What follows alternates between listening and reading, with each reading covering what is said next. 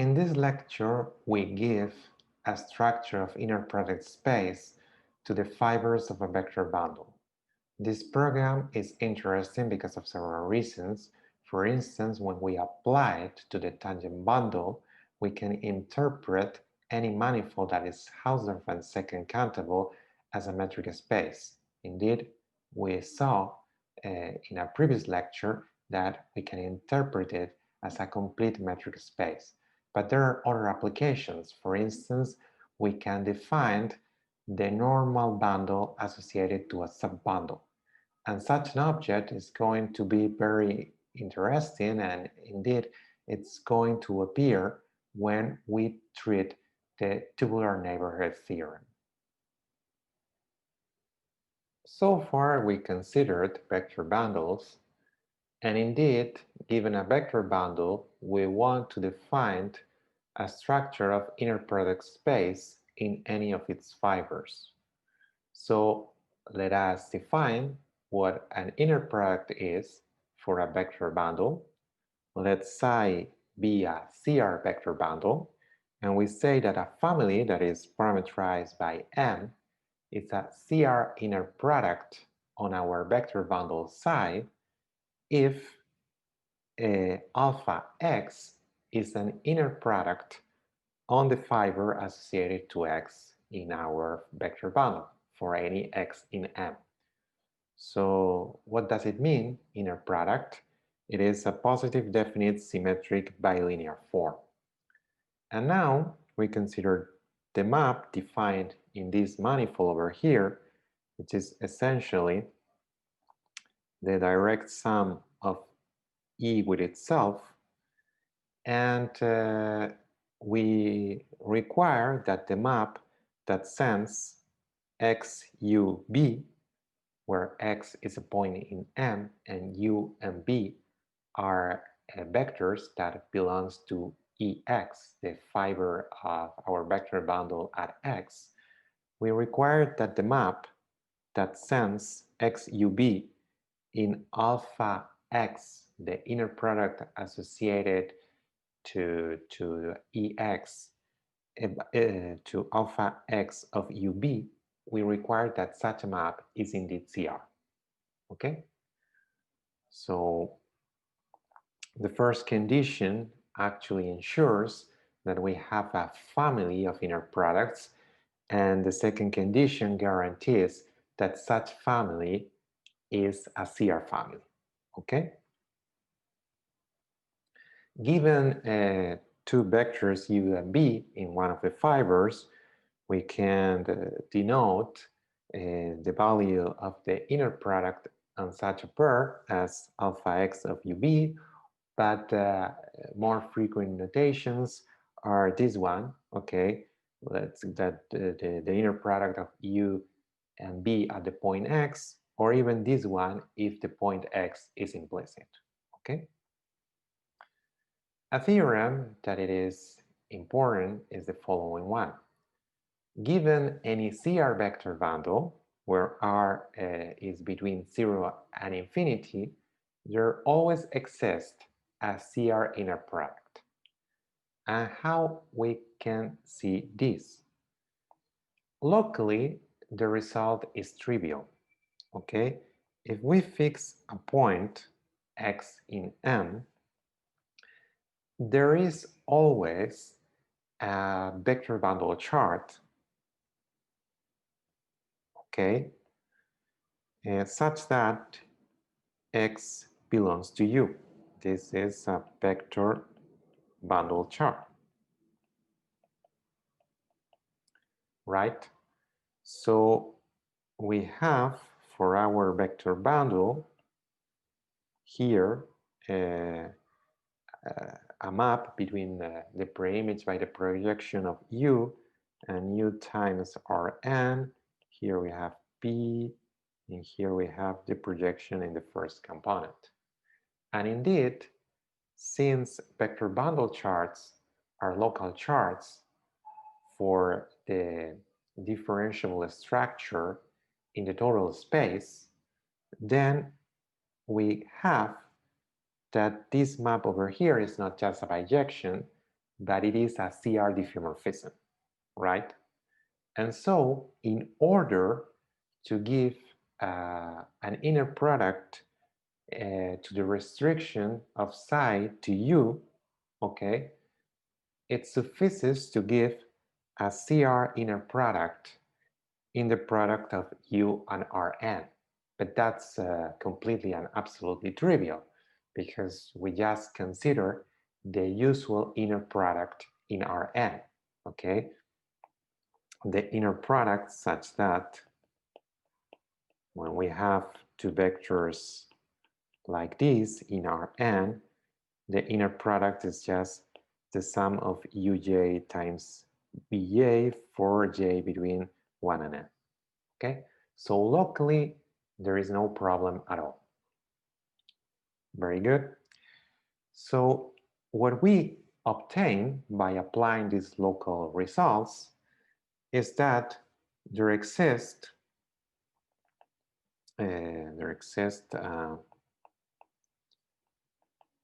an open cover of our manifold, okay, such that the restriction of our vector bundle to ui has an inner product for every I, such that, okay, this restriction has a CR inner product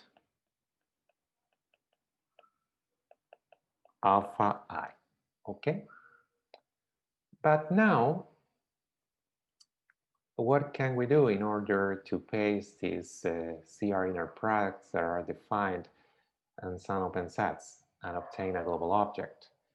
What we can do is what we always do in this case is using partitions of unity. So let's go. There exists a CR partition of unity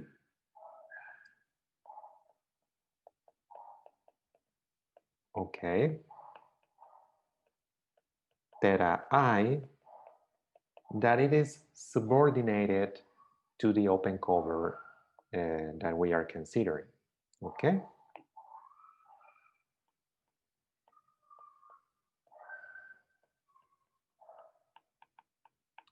And now it is, we can just define alpha, the CR inner product.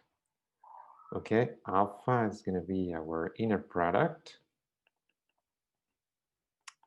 on psi, and alpha x is going to be just the sum for I in our set of indexes of theta I of x times alpha I, obviously the point x. And so that's going to be an inner product. Since all the objects over here are CR, then alpha is CR. So that's not going to be an issue. And what we have at every point is that alpha x is a linear combination of inner products, okay, such that all coefficients are non-negative and at least one of them is positive, because the sum of all these coefficients is equal to 1 because we have a partition of unity.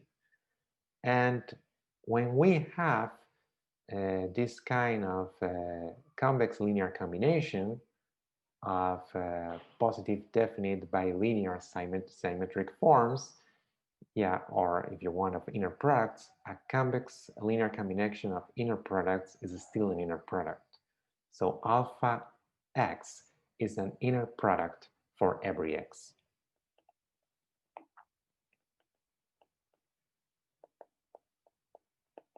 Okay. And so we conclude the proof. So it's just a consequence of the local triviality of vector bundles and then partitions of unity. We will say that a vector bundle with an inner product alpha is just an orthogonal vector bundle. So an orthogonal vector bundle is a vector bundle with an inner product. It's just that. So let us consider a subbundle eta of an orthogonal vector bundle psi, and we can define the subbundle orthogonal of eta of psi in the following way. For every x in M, we are going to define a subspace in psi x in the fiber of the vector bundle psi at the point x. Okay, and this fiber is going to be for x just the orthogonal of the subspace eta sub x of psi sub x. It's just that. That's we have a subspace for every x, and it is not difficult to verify that indeed if eta is a CR subbundle, then it's orthogonal. It's also a CR subbundle of our vector bundle psi. Okay? And in this way, we get to split short exact sequences. Okay. For instance, in order to split exact sequence, a short exact sequence, it suffices, given an epimorphism f from psi to eta, it suffices to find here h a monomorphism such that the composition of h and f is just the identity of eta, right?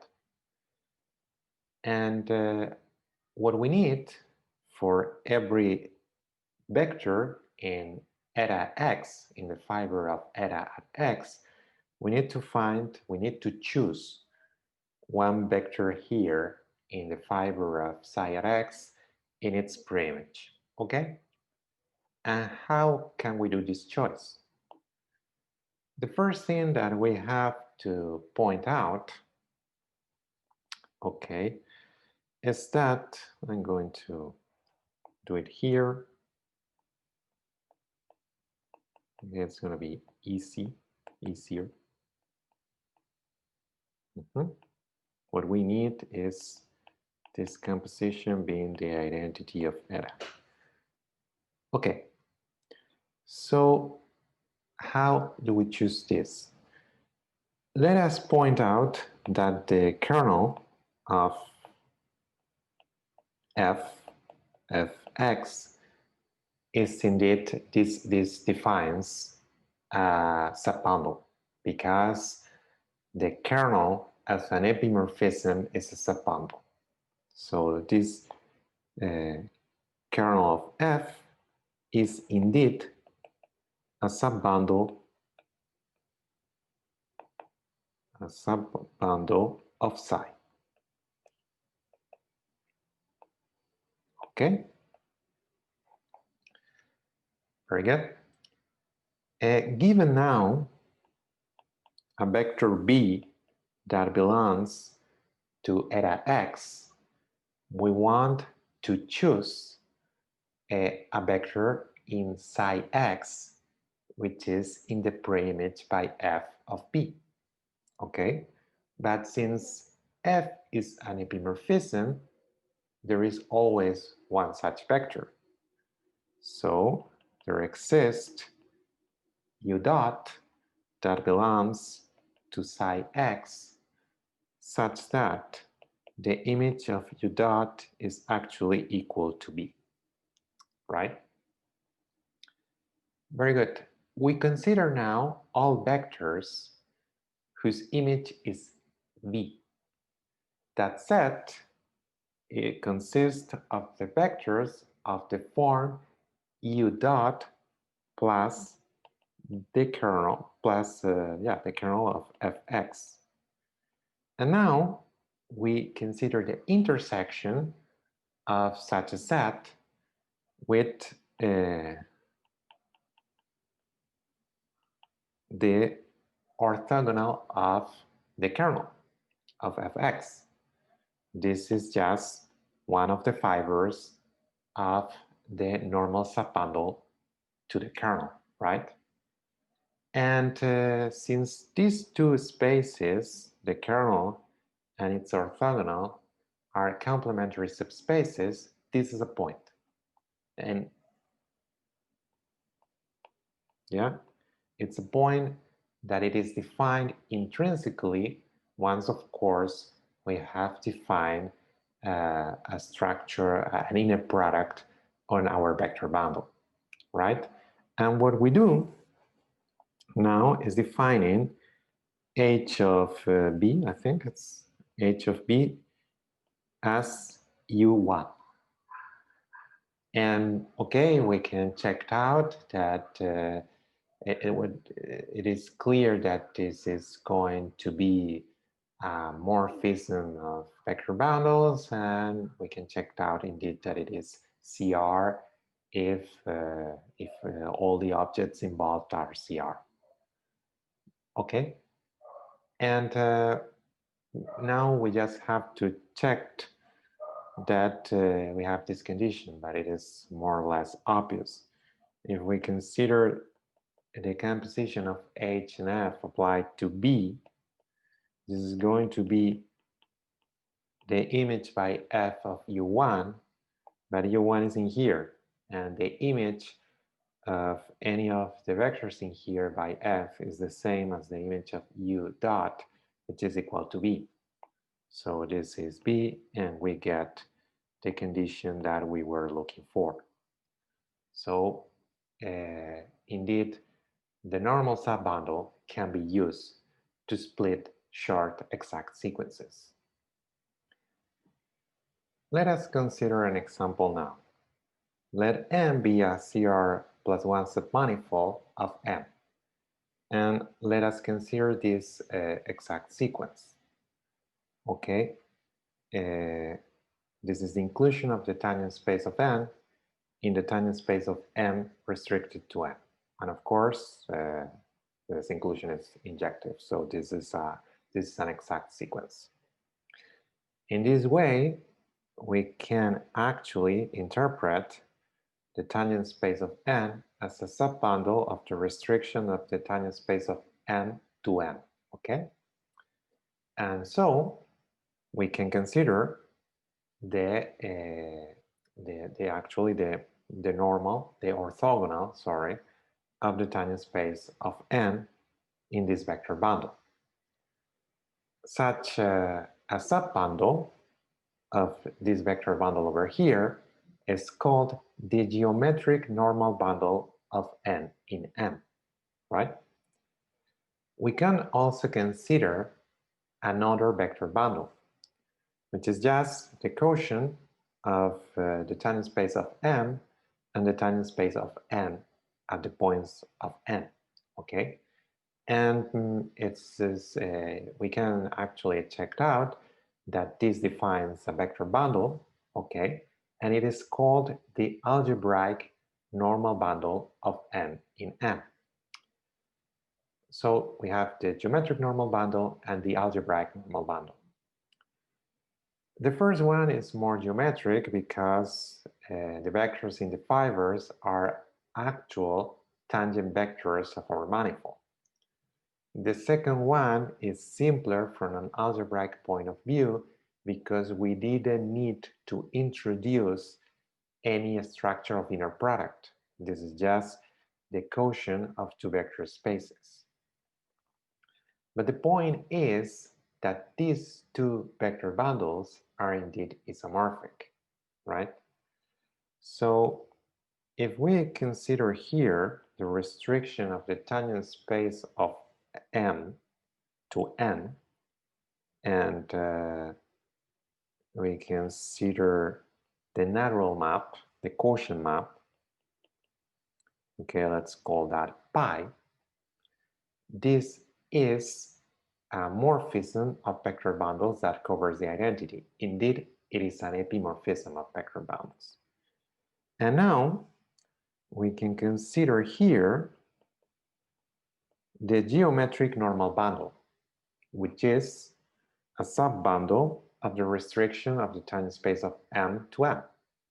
And we have here the inclusion. Okay, so this again is a morphism of vector bundles that is injective, so and that covers the identity. So it is a monomorphism of vector bundles that covers the identity of M.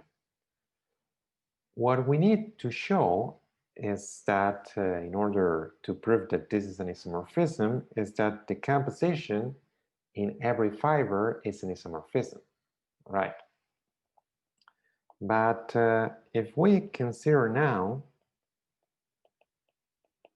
the kernel of such a composition at X, it's going to consist in the vectors that are actually orthogonal to the tangent space of N at X, such that their image defines the trivial class here. So the kernel consists of the vectors that are orthogonal to the tangent space of N at X, right?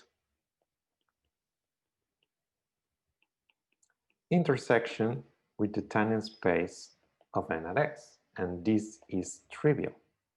So our map, our morphism, I composed with pi, is indeed a monomorphism, okay? Because at every point it's injective.